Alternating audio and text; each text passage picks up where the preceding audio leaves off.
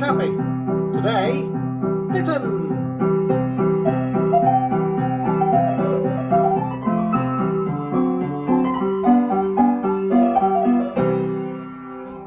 Hi, hello, hi, it's Arthur Chappie here. So, the big news is, it's hot. Isn't it hot? Have you noticed that? It is hot. I like it hot. The only thing is, it might be bad news for fans of my beard. I mean, I'm not saying my beard has any fans, but if it does, then they might be in for a shock. Because I was a fan of my beard until quite recently, but it turns out when it's hot, it's a little bit like having an enormous hairy scarf that you can't take off. And the other problem is I was going to grow it, the plan was I was going to grow it really huge so that I could be really welcoming when we went back to work on the plane, you know, like a friendly pirate. Welcome aboard, me hearties.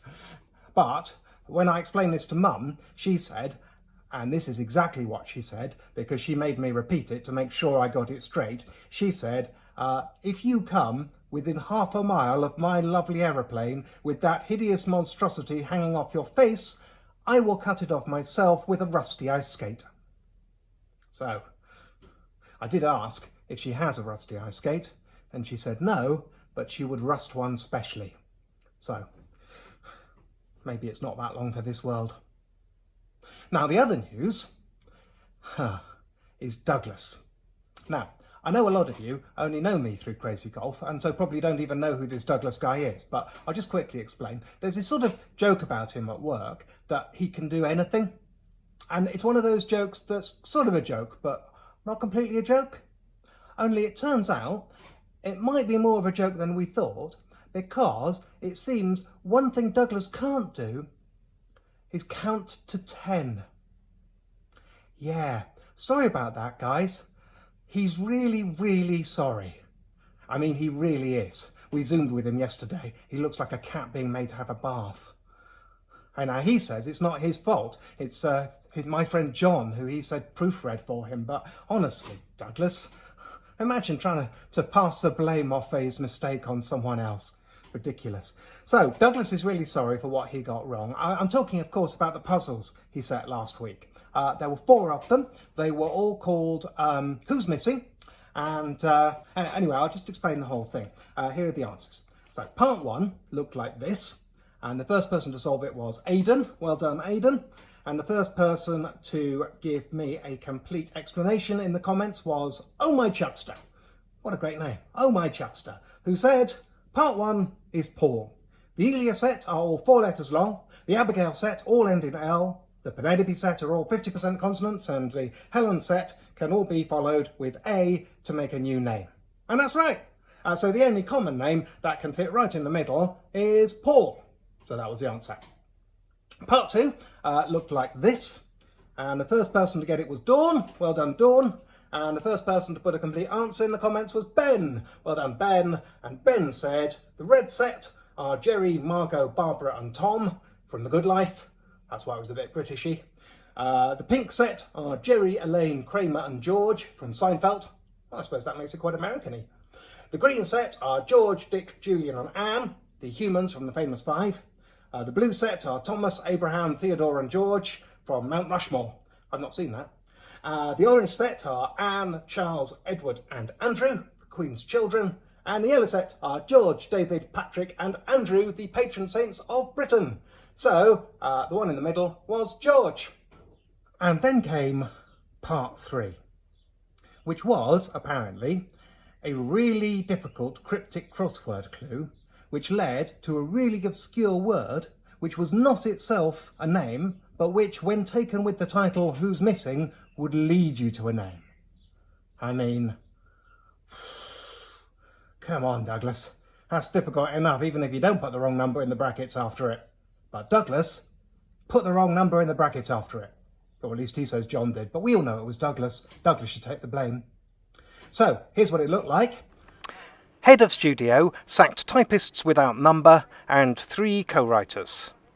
9, but actually 10. But you still managed to do it. Incredibly, and eventually.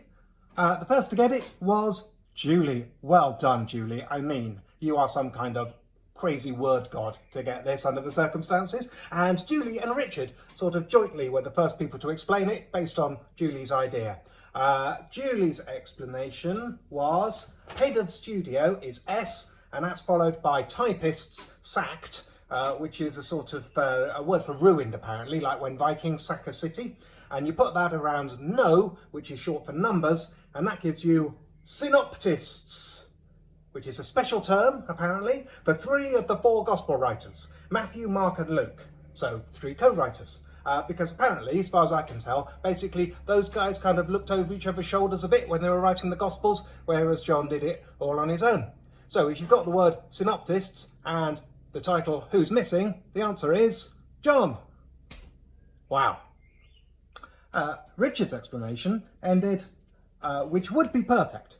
But I can't imagine Douglas could have made a mistake in his quiz 2 quizzes in a row.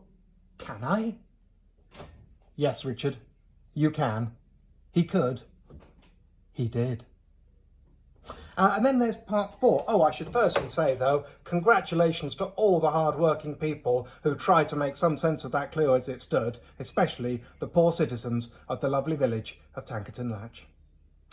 Then there was part 4, which I didn't even read out, and you had to kind of just work out existed. And that was who's missing from those answers. So the answers were Paul and George and John. And so who's missing? Ringo! So lots of people got the idea for that, even before anyone did part 3. But technically, Julie was the first person to know whether John or Ringo was missing. So that's another win for Julie. Well done. Of course, the real winner, though, is Herc, who has not stopped laughing since he heard about this. Our new, the company WhatsApp group, our new game is Douglas's Film Club. In case you're worried this sounds a little bit like not in the workplace bullying, don't worry, he muted us after the first 2. But so far we've got 11 Angry Men, 41st Street, The Fifth Sense, 100 Dalmatians, The Taking of Pelham 012, The Two Amigos, One Fast, One Furious, Nothing Flew Over the Cuckoo's Nest, and all of our dinosaurs are exactly where they're supposed to be. Oh, and Toy Story 2. That's mine. It's supposed to be Toy Story 3. Okay, bye!